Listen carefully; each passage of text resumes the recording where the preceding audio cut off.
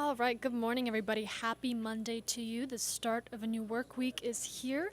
I'm Maria Moreau, taking a live look outside at Midtown Atlanta. It is a gorgeous, beautiful day here in Metro Atlanta. We hope you're having a good one so far. Thanks for joining us. As always, this is our installment of Catch Up Quick. We like to catch you up on the latest stories and the news making headlines in and around Metro Atlanta. So without further ado, let's jump right into this top headline. Right now, DeKalb County police are searching for a suspect, an alleged gunman involved in a deadly shooting at a Waffle House. Now, this new video just into our newsroom of the Waffle House on Flat Shoals Parkway in Decatur. You might recognize it. Police say a gunman shot a 19-year-old outside of this Waffle House and then ran off. Now, police say the man they're looking for is thin, tall, wearing a black hoodie with either gray or black sweatpants. If you see him, you are urged to call police. Do not approach this person. Contact authorities right away. All right, and devastating news to report to you this morning. The search for a missing DeKalb County 2-year-old continues today. This boy has been missing since last week, and now the active search, both from authorities, community members, and family, is spreading across multiple counties. Atlanta News First, Bridget Spencer is in East Point with the latest. We're at the Elite at Lakeview Apartments in East Point, where investigators have focused their investigation on draining this lake in particular. You can see the lake is completely receded at this point. They've got a little bit of water here, but they have been focusing their investigation right here.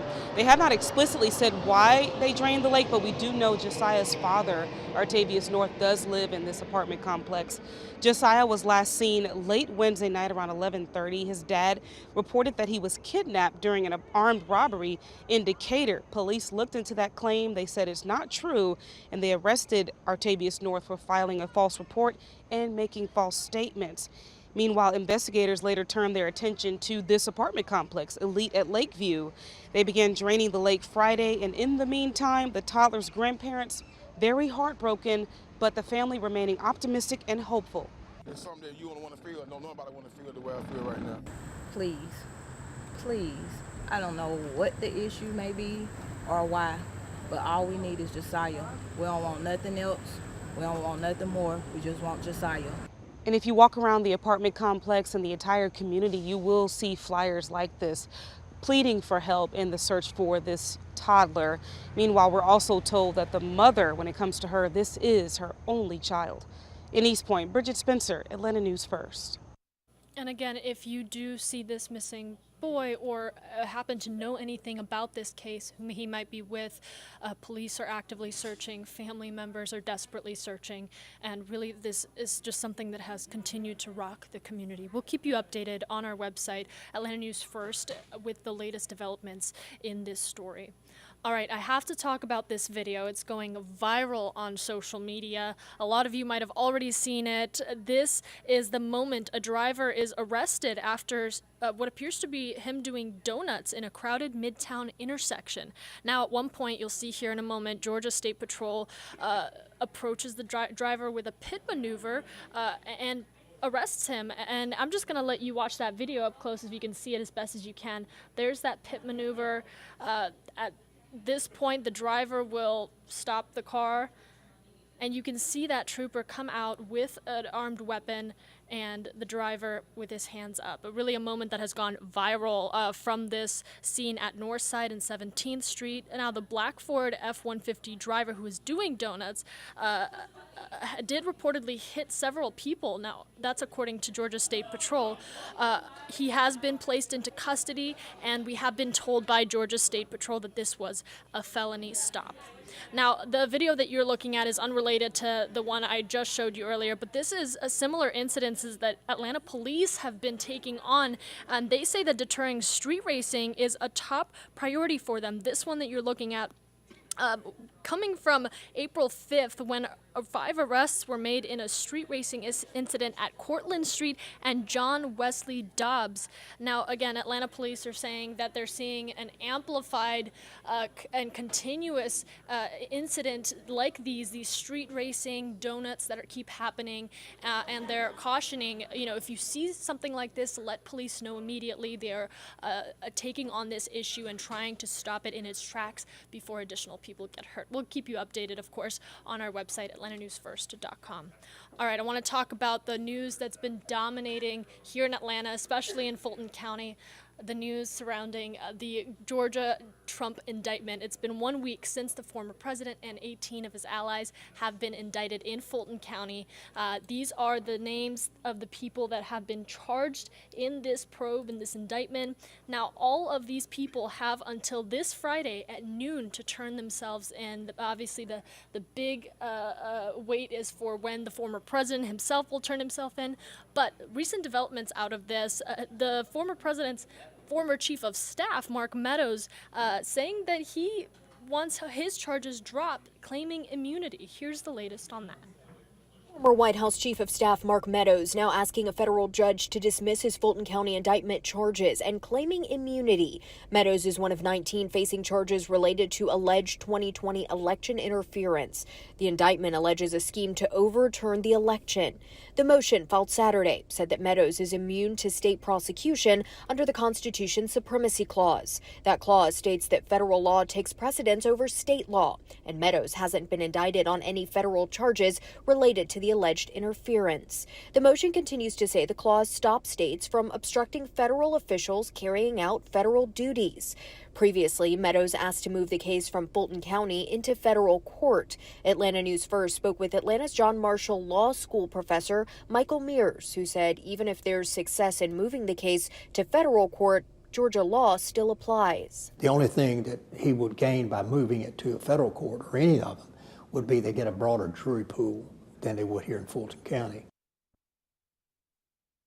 Yeah, so we'll be keeping you updated on that and more, really on our website and in our free app, Atlanta News First app. We have an entire section dedicated to this and all of the developments that are stemming out of it. If you want to catch up or quickly read or watch through our coverage, that is available on the Atlanta News First app. Download it on your phone.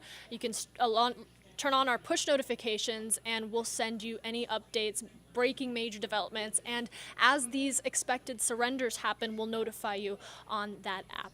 All right, I want to talk about the West Coast a little bit, thinking of our West Coast family out in California and really that entire coastal community that had quite the impacts both over the weekend and late last week from formerly Tropical Storm Hillary, now post-Tropical Hillary, as Hillary came pounding down on parts of Southern California with high winds and drenching rain. I mean, take a look at some of that devastation. Torrential rain swamped roads and trapped cars. In the higher elevation areas, rain sent trees and mud rushing down canyons, and residents in several mountain and foothill communities are still under those evacuation orders. Now, near the coast, swollen rivers in Los Angeles are running full and fast, and forecasters at this point say that Hillary has lost a lot of steam since this coming down like this previously as she makes her way towards Nevada, but the impact and recovery in these communities are going to continue to be felt. And taking you back out to Midtown Atlanta, where we don't quite have the same issue that we're seeing out on the West Coast, but we are having some anticipated extreme heat. Meteorologist Rodney Harris has the latest on your forecast. Yes, and if we can go to Max 2, we will show you Hillary, because that is sort of been the focus here nationally when it comes to weather. And Maria mentioned it, but Maria has been downgraded. So earlier this morning before 5, Hillary was still a tropical storm. Hillary no longer a tropical storm. It is an area of low pressure. What's left of Hillary, the center of it, is now in southwestern Nevada. You can actually see where the heavy rain is moving away from Southern California, and it's now impacting more Northern California in Nevada. So again, tropical storm Hillary no more, no longer a tropical cyclone at all, but will continue to produce rain for North California and Nevada here today. Want to take you to the Gulf of Mexico next because we are watching a tropical wave. This isn't a tropical cyclone yet, but we are forecasting it to become a tropical depression or storm by Tuesday. It's likely, and it's already producing some rain. You can see the outer bands of this wave already producing some showers along the coast of like Louisiana, and South Texas will get this rain. South Texas and Mexico, so that will be the focus here this week. week is that rain that will increase where they really need it in Texas, especially where they haven't really received. It's been at least super hot all summer. So, again, a tropical depression or storm expected to develop in the Gulf of Mexico by Tuesday. That will bring rain to South Texas and Mexico, not impacting us here in North Georgia at all. Also want to take you to the Atlantic because we are watching 3 separate tropical storms right now that are impacting the Atlantic. We have Franklin, which is in the Caribbean. We have Gert, which is just outside of the Caribbean. And we have Emily, all tropical storms.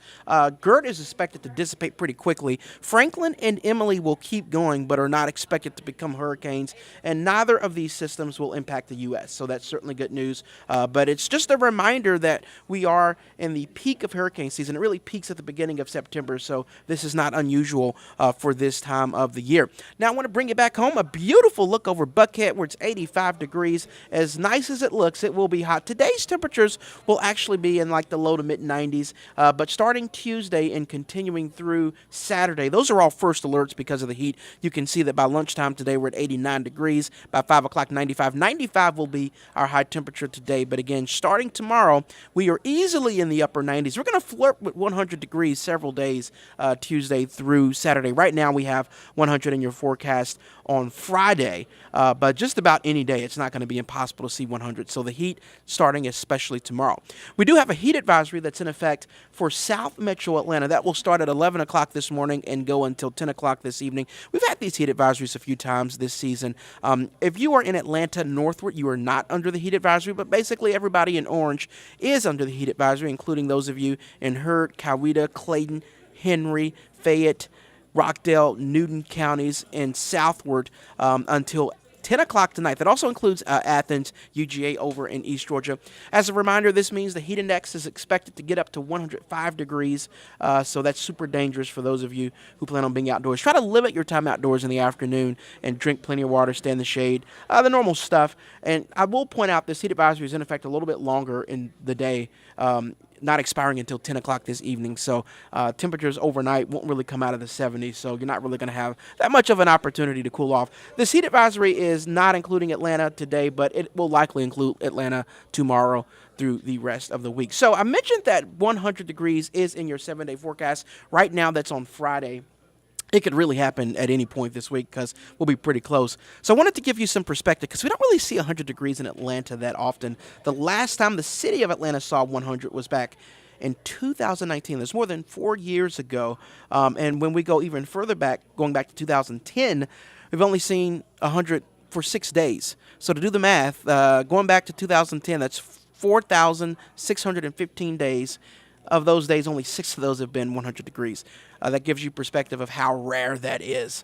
So definitely rare. The hottest temperature so far this year in Atlanta has been 98. That was back on July the 29th. So once we do hit 100, that will be the new hottest day of the year. Where the all-time hottest that we've seen on record in Atlanta is 106 degrees. That was back in June of 2012. And that gives you perspective to know that even if we do hit 100 this week, it has been hotter. But the heat will definitely be the story. I'm going to bring myself up to say hi to everybody. The heat will be the story this week. So definitely plan accordingly. We've done this before, but the temperature is going to be just a little bit warmer this week than we've seen all summer long. So just prepare for that. And again, just try to limit your time outdoors, stay in the shade, drink water. You know the drill. No rain in your forecast. It'll be dry. The rain won't really increase until this weekend, and even then the chances are only like 20 or 30%, so it'll stay fairly dry. It does look like our hot weather will start to break down a bit by Sunday and going into next week, so September won't be as hot. The beginning of September is not looking as hot as what we're seeing this week. We'll keep you up to date on the heat and whatever alerts may come of them in the First Alert Weather app.